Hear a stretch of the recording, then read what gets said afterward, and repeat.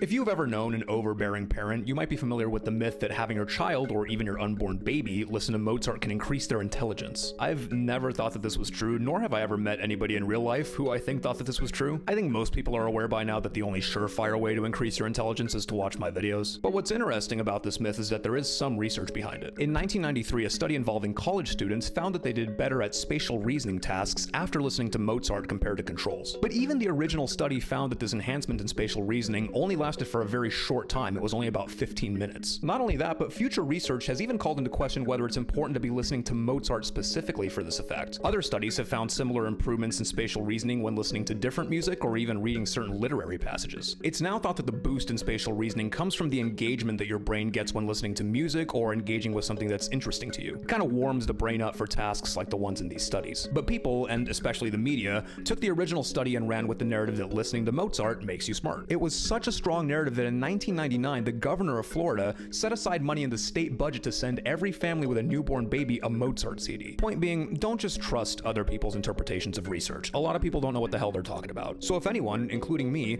tries to tell you that research makes this or that broad, sweeping declaration, either read it for yourself or at least get an educated second opinion.